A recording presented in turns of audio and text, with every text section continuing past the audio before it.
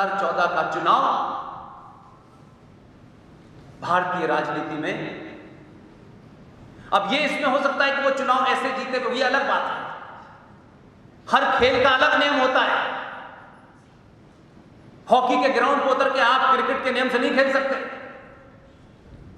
कि नहीं साहब हम तो क्रिकेट के नियम से हॉकी खेलेंगे, ये नहीं होता है। मेरे आदर्श, समाज के आदर्श अलग होते हैं, राजनीति का खेल अलग होता है, उसके नियम अलग होते हैं। उसमें जो जीतता है वही सत्ता पे जाता है। वो कैसे जीता, किसको खड़ा किया, कहां खड़ा किया, क्या भाषण दिया, इसका महत्व नहीं होता। उससे बड़ा परिवर्तन लोग कहते हैं, मैं सत्ताओं के परिवर्तन को बहुत बड़ा परिवर्तन नहीं मानता, लेकिन 2000 के चुनाव के बाद की जो मैं इस समाज को देख रहा था, जिस कारण काशी जैसी जगह में इतने विद्वान लोग, इतने बुजुर्ग लोग मुझे सुन रहे हैं,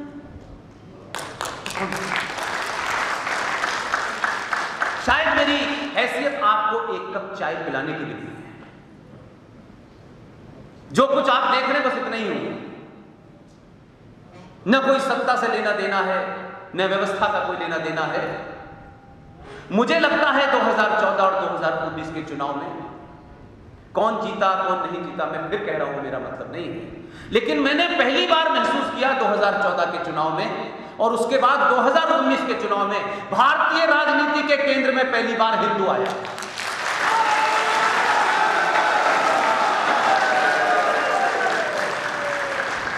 ये जो 90 करोड़ समाज था, जो अलग अलग तरह से बिखेरा गया था, अलग अलग तरीके से इसको अलग करा गया था, उसकी पहचान, उसकी जाति, उसके रंग रूप से कर दी गई थी।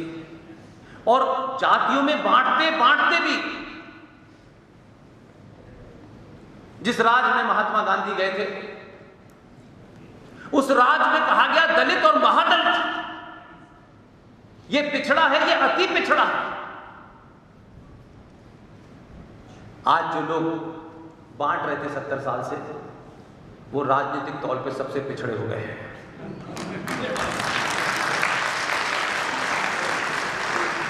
इसलिए मैं बार बार अपनी पूरी बातचीत को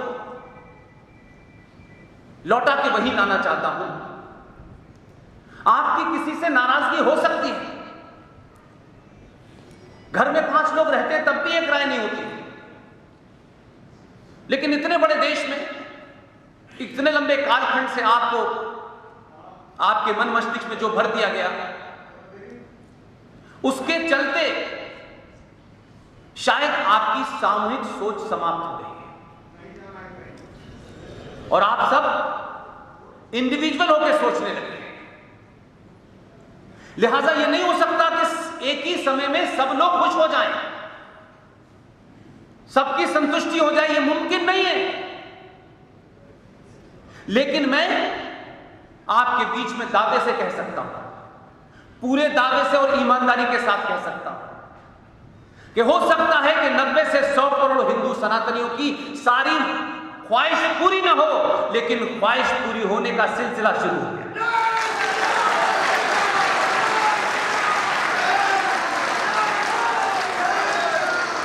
ये पहले होना चाहिए था, ये बाद में होना चाहिए था, इसका मैथमेटिक्स समाज छोड़ दे। हम 5 लोग 10 लोग मिलकर के एक राय नहीं हो पाते हैं। दुनिया की हजारों मुल्क, हजारों कारण, देश के अंदर की स्थिति, उन सब के बीच में अपने एजेंडे को पूरा कर पाना भागीरथी जैसा होता है। ये सुनने में लोग कहते हैं क्या, ये क्या कर दिया, इससे क्या फर्क पड़ता है। मैं समझता हूं कि आप इस मनोदशा से बाहर निकले और बार बार एक ही बिंदु पे आपसे समर्थन चाहता हूं। मैं जीवन में कभी चुनाव लड़ने नहीं जाऊंगा, न मेरा कोई पार्टी में इंटरेस्ट है, न सत्ता में इंटरेस्ट है, लेकिन आप सबसे इसलिए कहना चाहता हूं कि आप काशी के लोग हैं, काशी विश्वनाथ की कृपा है। क्या कभी आपने अपने दिल पे हाथ रख के सोचा कि दुनिया में इतना ज्ञान देने वाली जगह भगवान विश्वनाथ की नगरी। आपके घर में जब हम घर नया लेते हैं या किराए पे भी जाते हैं तब भी हवन करते हैं। क्यों करते हैं? उसका क्या महत्व है? जब आप नींव रखते हैं मकान की तो उसका भी पूजन होता है, भूमि पूजन होता है। तो कुछ तो होगा ना, कोई तो कारण होगा। ये बात अलग है कि जो काम हमारे गेरुआ वस्त्र डाले हुए संतों को करना चाहिए था उन्होंने भी नहीं किया। उन्होंने भी अपने काम में बड़ी कोताही बरती है। अब वहां कंप्यूटर बाबा और गोल्डन बाबा पैदा हो गए। ये आपके जो आपका इतना परम वैभव था उसके गिरने की निशानी है। तो जो समाज हर छोटी छोटी चीज के ऊपर हर बात को देखता हो, उसकी दिशा क्या है, उसको आर्किटेक्चर के एंगल से देखता हो, उसको संस्कृति के एंगल से देखता हो, इतना साइंटिफिक समाज दुनिया में पैदा हुआ ही नहीं और उसको मानने वाले इतनी बड़ी तादाद में दुनिया में लोग कहीं है ही नहीं। लेकिन हम थोड़ी देर के लिए सोचें, पार्टियां वार्टियां कुछ चीज नहीं होती, ये दुकानें होती हैं, इसके अलावा इसकी कोई महत्वता नहीं होती और विचारधारा से कोई पार्टी वार्टी नहीं चलती। आप मुझे बताइए, आप क्या मंदिर की प्राण प्रतिष्ठा होती है? हर मंदिर की अपनी एक साइंटिफिक वैल्यू है कि नहीं है? क्या हमारे समाज में बताया गया कि जो महाकाल है, चाहे उज्जैन में हो चाहे नासिक में हो, इसकी साइंटिफिक मतलब क्या है? ये किस कारण से बने थे, क्यों बने थे? क्या किसी ने कोशिश की कि जितने पुराने मंदिर हैं उनको जाकर देखा कि ये क्यों है, कैसे हैं, यहां पे ये मंदिर ऐसा क्यों है, वहां ये मंदिर ऐसा क्यों नहीं? मैंने यही कहा कि ये कम से कम काम हमारे बुजुर्ग अध्यापक, बड़े बड़े इंटेलेक्चुअल, अगर वो ये भी बात कहते, हर घर में शायद 15 दिन में भी एक बात ये उठती, तो आज पूरी दुनिया आपको उसी दौर से जानती है। इसलिए पूरा यूरोप, पूरा अमेरिका से लेकर जितने भी बड़े बड़े लोग हैं, क्योंकि हमारे यहां बड़े होने और जेंटलमैन की परिभाषा क्या बताई गई है? जेंटलमैन मतलब टाई, कोट, पैंट, हैट, चश्मा और अंग्रेजी। इन्हीं जेंटलमैन ने इस देश को गुलाम बनाया। ये जेंटलमैन नहीं है, ये जेंटलमैन जैसे कपड़े पहन के धूर्त मक्कार लोग हैं। इसलिए हमारे समाज में हमारे बच्चे को बताया गया, वो पैदा होने से पहले हजारों किस्से बॉम्बे और दिल्ली के अंदर हैं। घरों में सनातनी परिवार में बच्चे पैदा नहीं होते, उनका जन्म नहीं होता है, उससे पहले सेंट फिडेलिस में उनका एडमिशन का रिजर्वेशन हो जाता है। और सेंट तो हम ऐसे कहते हैं जैसे कोई अमेरिका से या इंग्लैंड से वर्ड आया। उन्होंने अंग्रेजी में संत को सेंट कह दिया। अंग्रेजी पहले आई थी या संस्कृत पहले आई थी? तो भाई आपको किसने कहा कि गली गली मोहल्ले मोहल्ले जो आपने स्कूल बना रखे हैं सरस्वती कॉन्वेंट स्कूल? कभी कभी ऐसा लगता है अपना जूता उतार के अपने सर पे मारना। मैं इसलिए कह रहा हूं कि कुछ कुछ चीजों को समझेंगे तो शायद आपको लगेगा कि आपको क्या करना चाहिए था, क्या नहीं किया। लेकिन मैं बार बार पीछे जाकर रोना नहीं चाहता। मैं कहता हूं अगर आज से भी हमें यह बोध हो जाए कि हम क्या कर रहे हैं, किस लिए कर रहे हैं, हम प्राप्त क्या करना चाहते हैं, जीवन का लक्ष्य क्या है। यूरोप में इंस्टीट्यूशन ऑफ मैरिज नहीं था।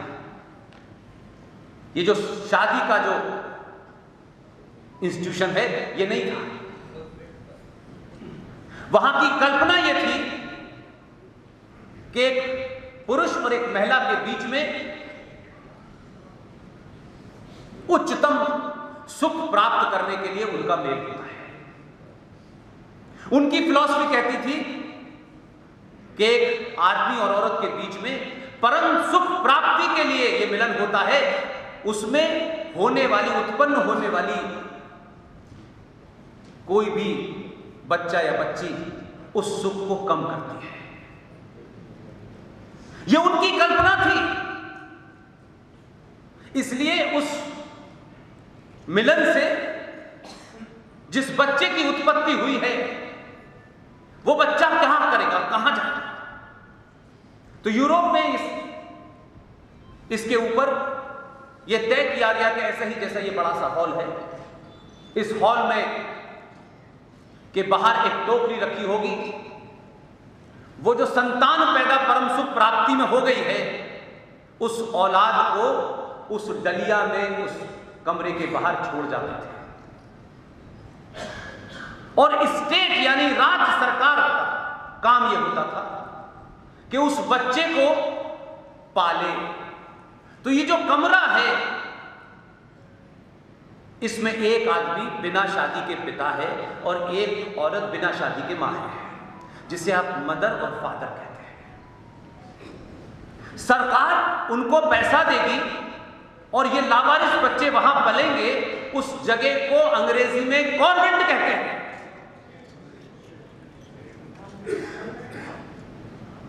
लेकिन हमारे यहां ज्ञान की देवी सरस्वती को इससे ज्यादा बड़ी क्या गाली हो सकती है। उसके नाम के साथ लावारिस नाजायज बच्चों के पैदा होने वाली जगह का नाम जोड़ दिया। वो कंसेप्ट ही नहीं था, आपके यहां कंसेप्ट ही अलग था। आप अपने यहां के इतिहास को न पढ़े तो भी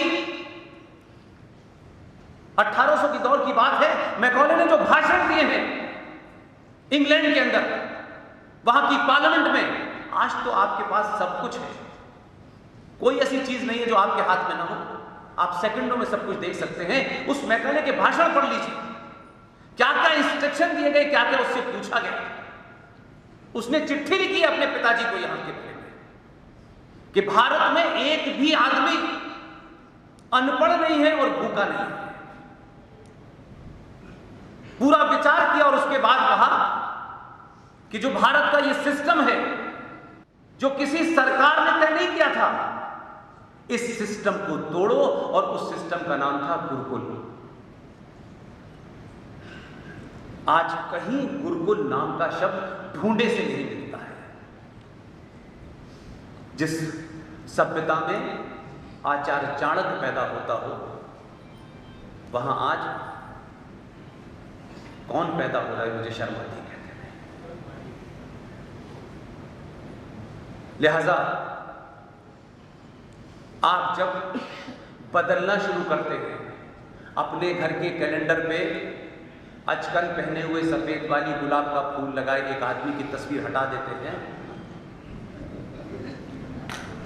तो यकीन मानिए, पूरी ईमानदारी के साथ कह रहा हूं, ये किसी व्यक्ति विशेष के ऊपर टिप्पणी नहीं है, ये एक सोच है, ये एक विचार है जिसको खत्म करने की बात है। हर आदमी में बहुत खूबियां होती हैं और हर आदमी में कोई खूबी नहीं होती, ये भी नहीं मानता मैं।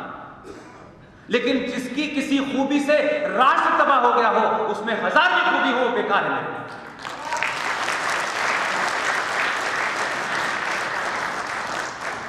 हमारे देश में कभी किसी ने सवाल नहीं उठाया, नेताजी सुभाष चंद्र बोस कौन थे भाई? उसका कसूर क्या था? सावरकर का क्या कसूर था? छत्रपति शिवाजी का क्या कसूर था जो इस देश की आजाद भारत की सरकार ने एक फ्रॉड, ये बात कोई भारत में कहेगा नहीं, बड़े अपॉलिस्टिक लोग हैं, लेकिन तथ्यों के साथ कहते रहिए, जगह जगह गांव गांव ये बात पहुंच रही है। एक शख्स मक्का में पैदा हुए, वालिदा उनकी मां मक्का की नहीं थी, 1888 में पैदा हो गए, 1902 में भारत आ गए और इतने महान, न स्कूल गए, न कॉलेज गए, न विश्वविद्यालय गए। और उस दौर में, इसलिए मैंने कहा कि उस दौर के जो विजनरी लोग थे वो कितने समझदार थे, क्योंकि उनको विजनरी रहना था तो चारों तरफ मूर्खों को बिठा के रखा। डॉक्टर राजेंद्र प्रसाद मौजूद थे, राधा कृष्ण जैसे लोग मौजूद थे, जिनके नाम पे आज 5 सितंबर को आप टीचर्स डे मनाते हैं। इतने काबिल लोगों को भारत का शिक्षा मंत्री नहीं बनाया, लेकिन मक्का में पैदा होने वाले एक मूर्ख आदमी को, जो ना स्कूल गया, ना कॉलेज गया, ना विश्वविद्यालय गया, उस मौलाना आजाद को भारत का 10 साल शिक्षा मंत्री बनाया। 10 साल शिक्षा मंत्री। किसी ने पूछा नहीं भी डिग्री कहां है, लेकिन हमें अपने आदमी के बारे में सवाल पूछने में बहुत मजा आता है।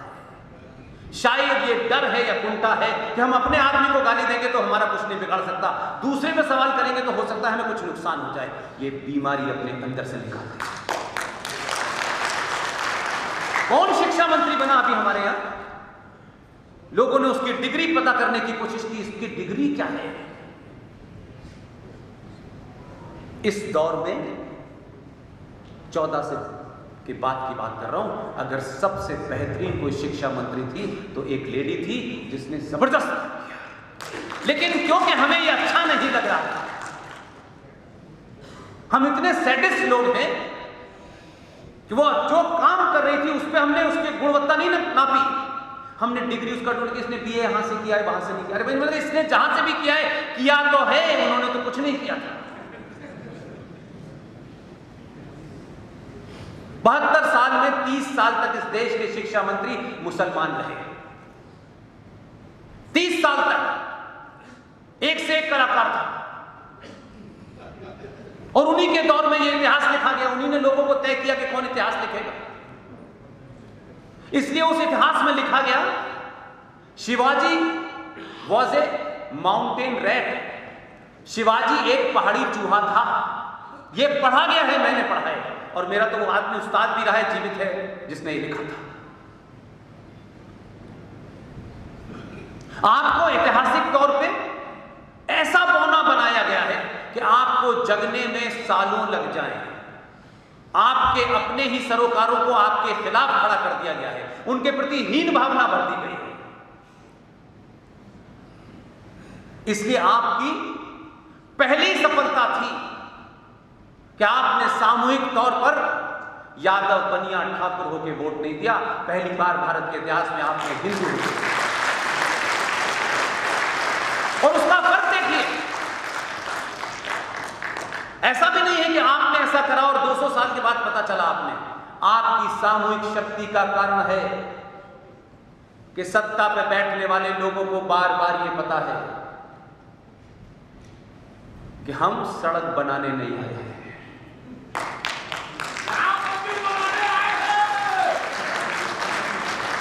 ये सड़कें, ये हवाई जहाज, ये विकास वीर सिंह चौहान नाम का विकास बहुत सालों से हो रहा है, और आपका दबाव है। इसलिए इस पूरी राजनीति में एक ही पड़ाव महत्वपूर्ण मानता हूं, जिससे मैं मानता हूं कि हजारों साल के बाद सनातनी बदल गया है। 2014 में लोग कहते थे कि ये शायद कुछ जुमलेबाजी से हो गया है, लेकिन 2019 में आपने कहा हमारा काम करोगे तो जीवन भर सत्ता में रखोगे। ये दबाव इतना था, ये दबाव इतना था, इसलिए मैंने कहा कि कम से कम अपनी सामूहिक शक्ति को बनाए रखिए अगले 500 साल तक। जो भी आएगा, पब्लिकली कहता हूं कि अगर भारत की सत्ता पे मुस्लिम लीग का भी अध्यक्ष आ गया तो आपका दबाव होगा कि पहले वो आपका काम करेगा, किसी और का नहीं करेगा। ये दबाव परमानेंट होना चाहिए। ये नहीं होना चाहिए कि यही होंगे तो हम ऐसा करेंगे। दबाव आपको अपनों पे ज्यादा इसलिए बनाना है क्योंकि आपको ये एहसास कराना है कि हमने तुम्हें 303 दी है, इसलिए 370 जल्दी हटाऊंगा। और ये दबाव ही है। आप इसको दूसरे तरीके से भी समझ सकते हैं। ये मैं इसलिए कहता हूं ताकि आपके अंदर अगर कोई अगर मगर है तो थोड़ी देर के लिए शांत मन से सोचिएगा, हम कहां खड़े हैं, दुनिया हमें क्या देखती है। आप अपने ही देश में बहुसंख्यक होके अपनी ही सरकार से क्या मांग करते हैं। ये दुनिया में ऐसी मिसाल कहीं नहीं मिलती कि जो समाज, जिस देश में मेजॉरिटी में हो, वो सरकारों से गुहार लगा रही है कि हमें समान नागरिक अधिकार चाहिए। आपको ताज्जुब नहीं लगता? लोग हमारी बात में हंसते होते हैं, कैसा समाज है, बड़े बड़े इसमें मुद्दा है, ये हाथ जोड़ के हर सरकार से कहते हैं जिनको चाहिए वो कह रहे नहीं नहीं नहीं, हमें समान चाहिए। उन्होंने अपनी सामूहिक शक्ति से सत्ताओं को, व्यवस्थाओं को इतना डरा दिया है कि फैसला इस देश में राम जन्मभूमि का हुआ। आप सब लोग मुझसे बुजुर्ग हैं, काशी के लोग हैं, इसलिए मैं ये मानता हूं कि आप बड़े इनलाइटेड लोग होंगे, पॉलिटिकली बहुत अवेयर लोग। कौन सा ऐसा फैसला भारत के इतिहास में हुआ हो आजादी के बाद से कि कोर्ट ने यह माना कि यह बाबर ने इस जगह को तोड़ा था, यहां मंदिर था, यहां मस्जिद बनाई गई। उस पर फैसला दिया कि नहीं, यह गलत था, यहां मंदिर था। इस साक्ष्यों, इस एविडेंस पे फैसला दिया गया कि यहां मंदिर था, इसलिए यहां मंदिर बनेगा। कहां सुना आपने? ये सुप्रीम कोर्ट का काम रेवड़ी बांटना है क्या? उन्होंने कहा यहां मंदिर बनेगा, लेकिन वहां 5 किलोमीटर दूर या 500 गज की दूरी पर मस्जिद बनेगी। ये कौन सा फैसला है भाई? अगर ये गलत था तो पूरा गलत है। ये कैसे हो सकता है ये गलत था लेकिन ये भी सही थे? ये कैसे हो सकता है? ये व्यवस्था में बैठी हुई अपोलोजिस्टिक, उसको डर है, इसलिए एक फैसले को देने के लिए 150 साल लड़ाई लड़नी पड़ी आपको। और ये कहा गया, उसमें लिखा गया फैसले में कि सामाजिक सौहार्द बनाने के लिए ये मस्जिद की जगह दी गई। वही कोर्ट जो ये फैसला करती है कि इस्लाम में मस्जिद कोई पवित्र स्थल नहीं है, उसका इक्वेशन मंदिर से नहीं हो सकती, वही कोर्ट मस्जिद बनाने का आदेश दे। लेकिन मैं जहां पर चला था वहां आप फिर दोबारा आना चाहता हूं। काशी के लोगों, आपके यहां सड़कों पे, रास्तों पे, कहीं भी चले जाइए, इस शहर के जिंदा होने की मिसाल मिलती है।